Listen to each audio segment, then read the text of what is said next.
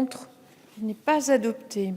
Le numéro 2, Monsieur Vialet, que vous pouvez présenter avec le 1 et le 3, si vous le souhaitez. Et même le 4, j'allais vous le proposer, Madame Très la Présidente. Nous avons un certain nombre de fonctionnaires qui constituent des cibles privilégiées pour ceux qui veulent s'attaquer aux femmes, aux hommes qui incarnent ou ont incarné la défense de notre République et la défense de la France.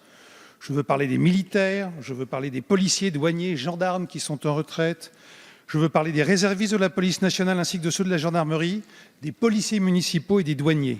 Tous ceux-ci font des cibles privilégiées pour ceux qui, je le disais à l'instant, veulent s'attaquer. Nous l'avons vu à de nombreuses reprises, la presse s'en est fait l'écho aussi.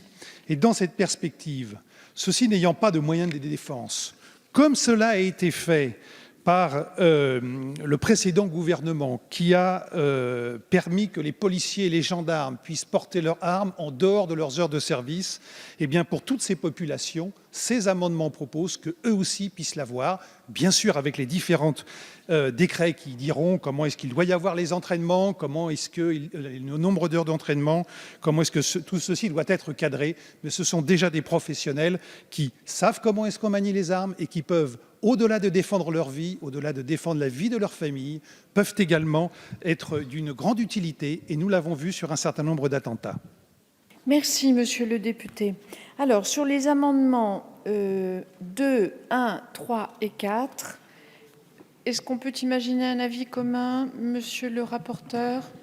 Absolument, Madame la Présidente. La Commission a émis un avis défavorable sur l'ensemble de ces amendements que, personnellement, je soutiens. Merci, Monsieur le rapporteur. Monsieur le ministre.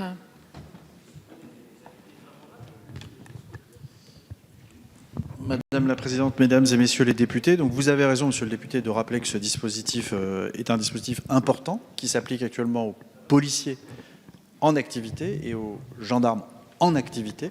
C'est un dispositif qui a été décidé sous le gouvernement précédent, après l'attentat de Magnanville, mais qui a été reconduit par l'actuel gouvernement et donc il ne soulève aucune difficulté. Les amendements qui sont présentés visent à l'étendre à des situations, d'anciens fonctionnaires, à des réservistes qui se trouvent placés dans des situations différentes, qui n'exercent pas en permanence des missions de sécurité comme le font les policiers et les gendarmes, qui en permanence sont astreints finalement à l'exercice d'une mission de sécurité et c'est à ce titre-là qu'ils peuvent effectivement être armés. Il ne nous semble pas raisonnable d'étendre ce dispositif à des agents qui sont en retraite ou qui figurent parmi les réservistes. Donc c'est pour ça que j'émets un avis défavorable à ces trois amendements. Merci, Monsieur le ministre. Oui, Monsieur Vialet. Je trouve que c'est d'une grande injustice et ça va être une déception pour tous ceux qui m'ont écrit, et ils sont très nombreux, vous n'imaginez pas, ça m'a surpris moi-même, de ceux qui m'ont écrit justement par rapport à ce qu'était cette demande d'armement. Vous les avez dans tous les domaines et je crois que ce qui a été fait pour les uns devrait pouvoir être fait pour les autres. D'ailleurs, vous avez cité et fait une différence, d'ailleurs je l'ai fait moi-même dans les amendements, ce qui concernait les réservistes, ceux qui étaient en retraite. Mais comment pouvez-vous dire, Monsieur le Ministre, que ceux qui sont policiers municipaux, ceux qui sont douaniers, ceux qui sont exposés de leurs fonctions au même risque que les policiers nationaux et les gendarmes ne puissent pas avoir les mêmes possibilités de protection? C'est d'une grande injustice, je ne pense pas que leur vie ait moins de valeur et j'espère que nous n'aurons pas à les regarder dans les yeux, ni eux, ni leurs familles. Merci, Monsieur le député. Monsieur le ministre. Monsieur le député, pardon, mais vous dramatisez la situation à outrance et c'est excessif. Nous sommes à la limite de la polémique, Monsieur le député. Pardon, vous savez que je sors rarement de mes gonds, mais ça m'arrive. Nous sommes à la limite de la polémique. Je vous parle de policiers et de gendarmes qui sont en activité, qui sont dotés d'une arme de service. Les personnels, une partie des personnels dont vous parlez, n'ont pas d'arme de service et ils n'ont pas le droit de la retirer et de l'emmener. Les réservistes, vous le savez, quand ils sont armés, doivent laisser leur arme au dépôt. Les douaniers et les policiers municipaux, je rappelle que les conditions d'emploi qui sont celles de nos gendarmes et de son policier sont complètement différentes. Vous le savez très bien, il faut avoir sa carte, il faut avoir son brassard. Donc il y a des conditions qui sont très précises et qui font qu'on identifie ces personnes comme étant des personnes en capacité d'intervenir sur la voie publique. Ce qui n'est pas le cas, pardon, d'un policier municipal ou d'un douanier. Vous savez que j'ai beaucoup de respect pour ces professions, mais ça n'est pas forcément le cas. Donc vous faites une comparaison, une assimilation que je ne peux pas accepter. Pardon de vous le dire un peu avec un peu de fermeté, mais la position du gouvernement est une position qui est raisonnée, réfléchie et raisonnable. Merci, Monsieur le ministre.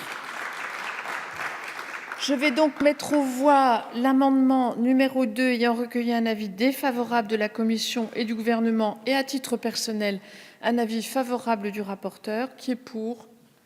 Qui est contre? Il n'est pas adopté. Sur l'amendement numéro 1, même avis, même vote. Ah, il faut voter, mes chers collègues, hein, sinon je déroule toute la formule. Donc, même avis, même vote. Merci de lever le doigt. Donc, il n'est pas adopté. L'amendement numéro 3, même avis, même vote. Il n'est pas adopté.